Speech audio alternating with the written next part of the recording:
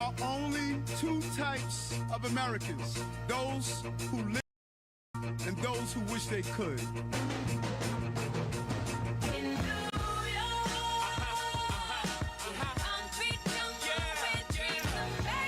Only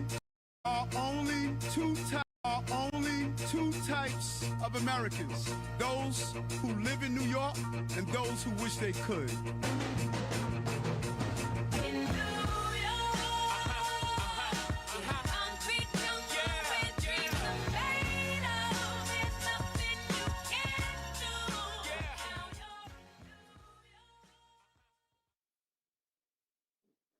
I'm Sheriff Anthony Miranda. I would like to take this time to thank all of you for joining us here today. We are joined with Jackie Rowe Adams from Harlem Mothers Save, Stephanie McGraw from WARM, Rosa Diaz from Community Board 11, Carrie King from Uptown Ground Central, Ms. Jackson from the 25th Precinct Council as well. We're standing outside of a formerly illegal cannabis shop that was most recently sealed. As you can see, is now sealed and no longer selling illegal products and harming our communities.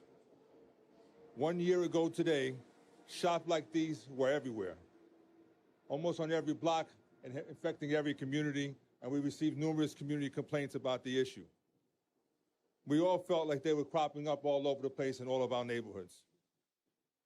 Mayor Adams and the Adams administration fought hard to get us the legal authority to close these shops down during last year's state legislative session, and he delivered.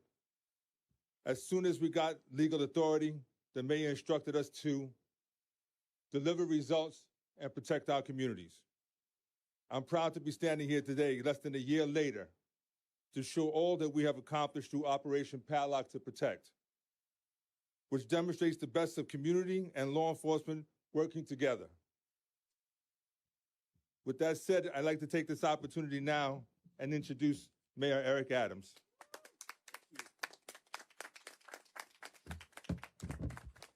Thank you so much, Sheriff, and really a combination of our team members, particularly many people don't realize the role that our Corporation Council plays in public safety. But when you do an analysis, what that team does every day and the impact of their actions really impact on public safety. And Corp Counsel Muriel, we want to thank you and your team. These are challenging and difficult laws to navigate.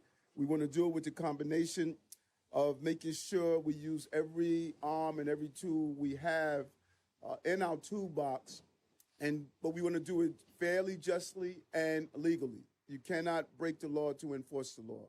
And that is what the Corporation Council makes sure that we do all the time. And Sheriff Miranda, from the time of this initiative, really put together a team of dedicated men and women that went out once we got the authority to close these illegal smoke shops. We had to correct the problem that the previous governor put in place. We had to fix what he broke.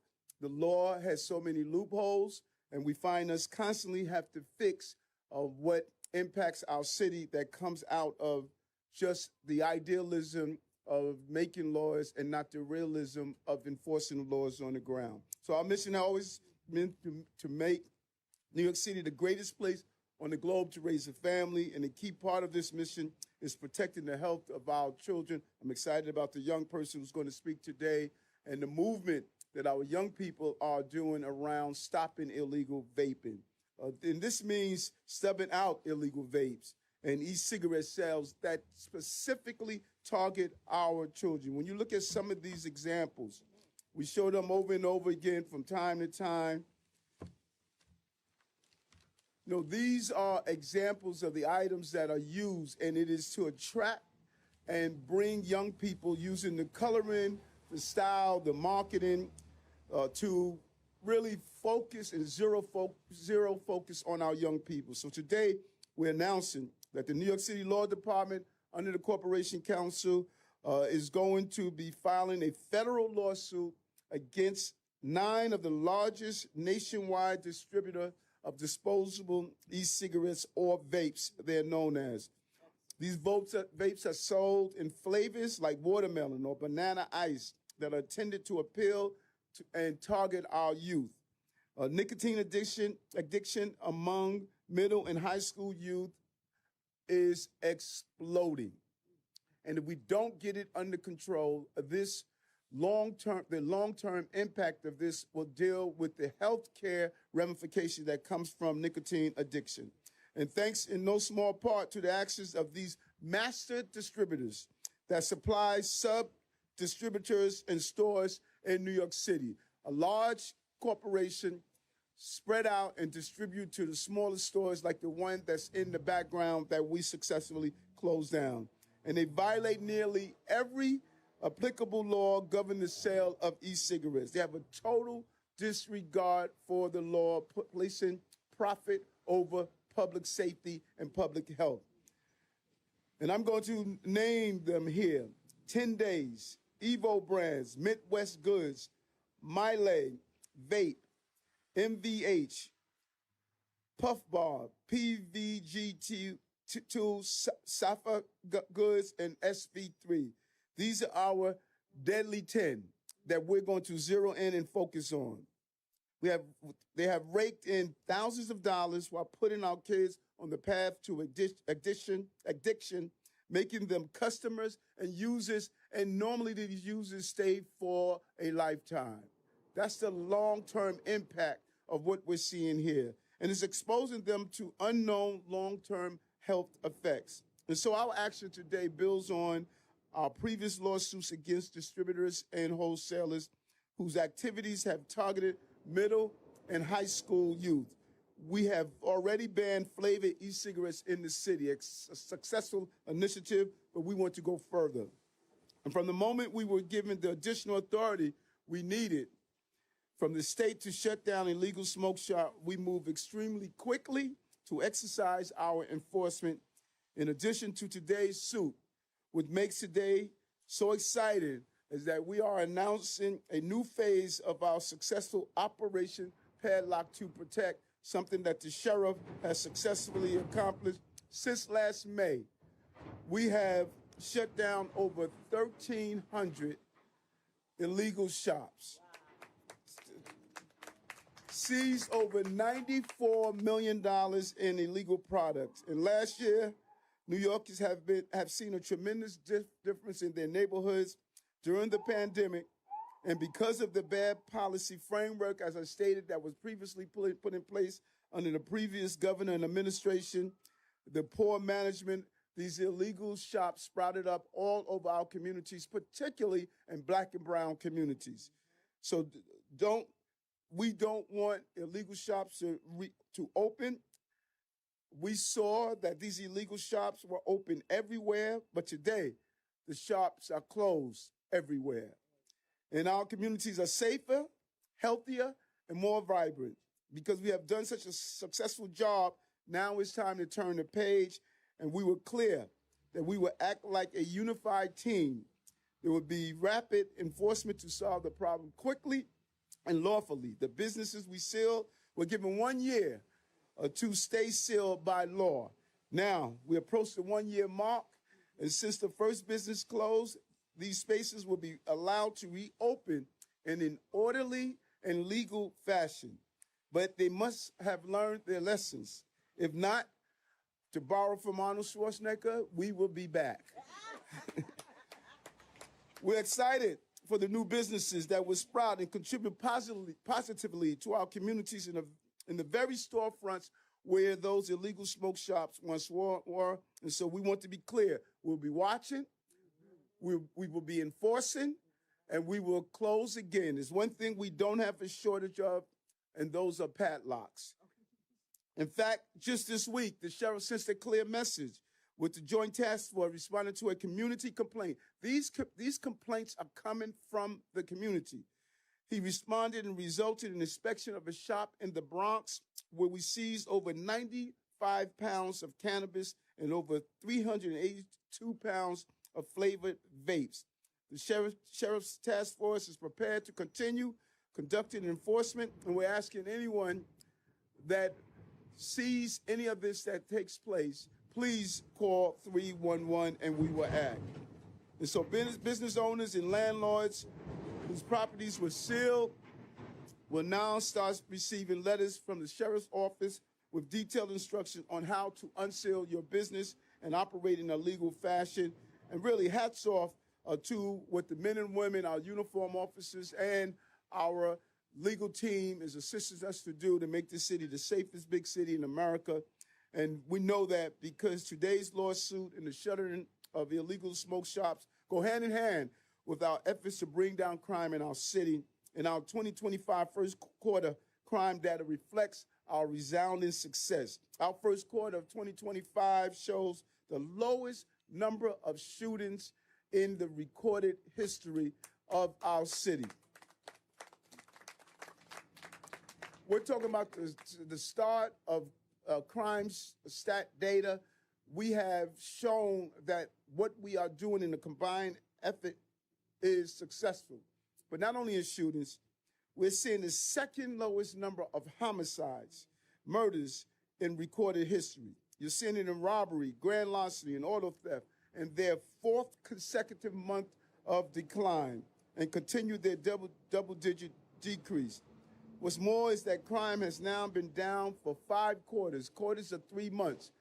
You know, do the math, 5 quarters, 15 straight months of decrease in crime. It's not new, it's consistent, and we want to thank the men and women who are carrying out this action. We will continue to remain the safest big city in America. We're going to do it one stop at a time, one block at a time, one issue at a time, and hats off to the men and women who carry out this function every day. Thank you, Sheriff. Thank you, Mayor.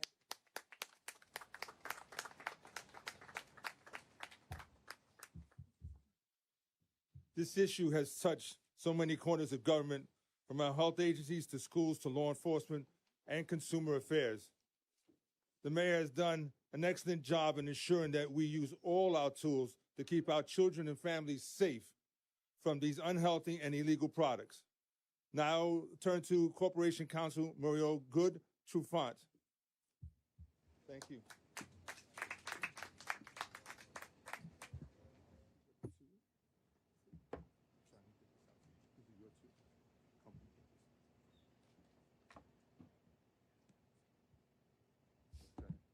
Good morning.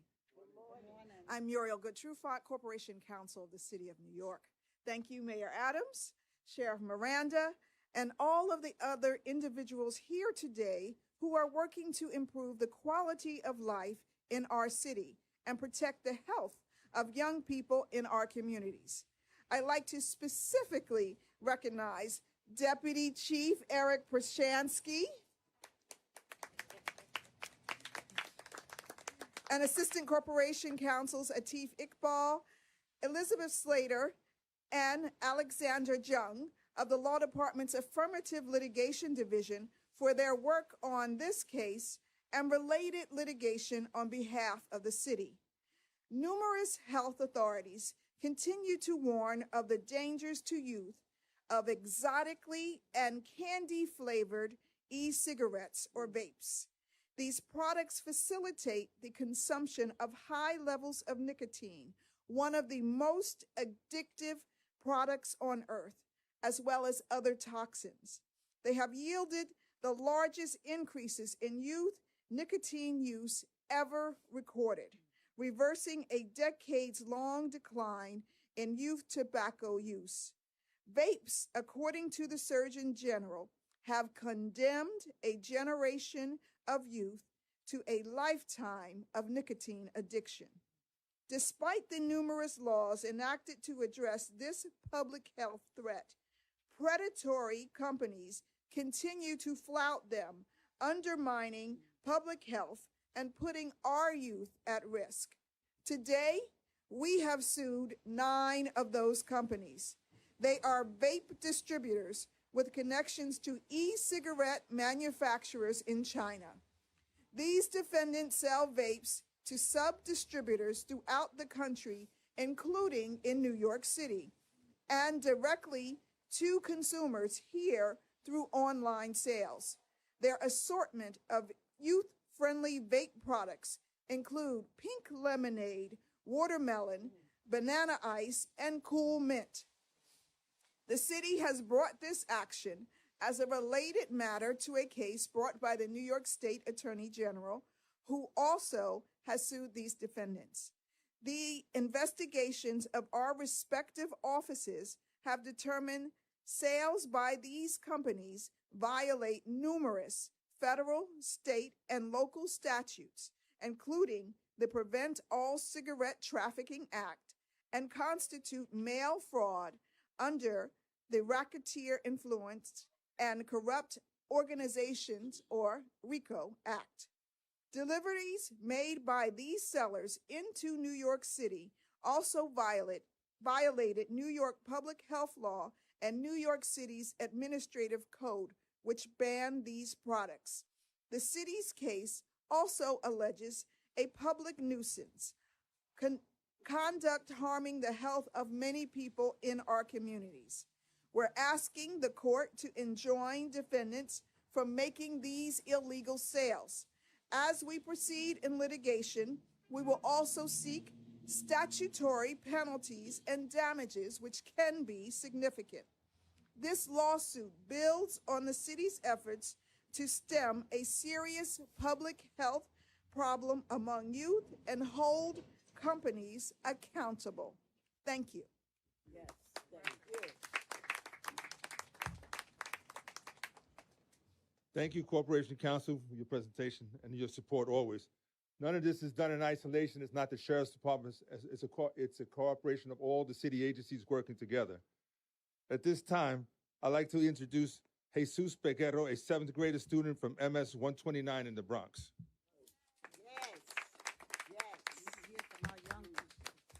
Good morning. My name is Jesus Peguero. I'm a proud 7th grade student at MS 129 in the Bronx.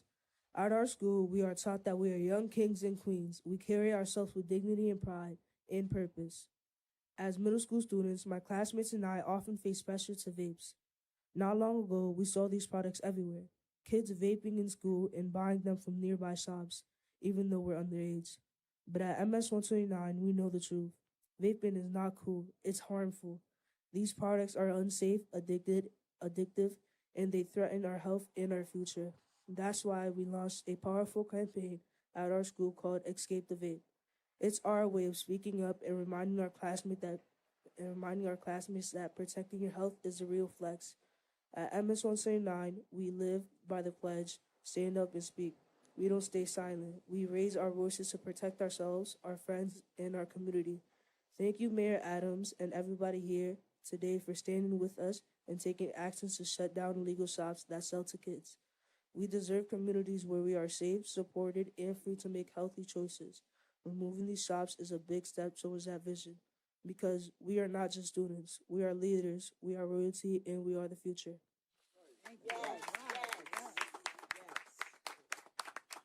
This on behalf of the MS 129 community. I'm gonna give you Escape the Vape. Escape the vape. All right. Beautiful, beautiful. Again, we want to thank everybody for joining us. Please take note that we're directly across the street from Tito Puente Educational Complex. These are the type of locations that the mayor's mandated us to target, those that are targeting our schools and our youth. And we're thankful for the mandate to have all these different sister agencies cooperate in a problem that is plaguing our city, and it was as a result of the mayor's mandate. At this time, we will take any on-topic questions. This is both for the sheriff and for the mayor. Mayor, you've talked about how kids who want to find trouble know how to find it. Okay, so despite the number of shops you've closed, I bet teenagers in this city, if you say, can you find a flavored vape, they know where to find it. And so my question to you is, how much of a dent do you think this has really made? And if the sheriff can follow you up with, what's his estimate of how many illegal shops are still out? Yeah, no, great question. And I think that the most important part of the conference we're having today is not what government is doing, but is the movement of young people. Change is based on the movement of young people. They blow the winds of change, not adults. And so we can do the governmental. The Corp Council can do the legalese of suing. The sheriff can go and close the shop. but the young people will decide the demand. If we dry up the demand, we will dry up the need to even do the governmental and the legal aspect of it. And so I hope it wasn't lost on everyone. They didn't come up with a saying of, don't vape. No, they came up with a catchy saying. The best marketing tool we have are our young people. And so hats off to an articulate young person who came, escape the vape, escape the vape. Make sure we get that, folks, because we need to push that up. And that is how we're going to win this battle. If they make the decision, if young people make the decision, that's not cool, then our job is going to become easier. Number of legal shops? The number of shops vary. Again, we closed out quite a few. We've done over 11,000 inspections. We've identified close to 5,000 unique addresses that we've inspected. But some will open and some will close. It is the partnership with the community that continues to identify the new locations, and we continue to go back and visit the old locations to ensure that they're compliant with the law. Just as a quick follow-up, if that 5,000 number is correct, and you also have about 1,000 that are about to reopen, you hope they'll do it properly this time. Doesn't that just point out the difficulty of this challenge? The volume is huge. The volume is huge. The challenge is that the community has been the voice that we're following. It's the community's cooperation that we're responding to, and we'll continue to have that response. We're coming to the 1-year anniversary where shops are now going to be able to open again. When we reach that plateau, we'll open and we'll continue to inspect them. But we're responding to community complaints. So to the community out there, please be vigilant, continue to report the locations, and we'll continue to respond to them. Thank you.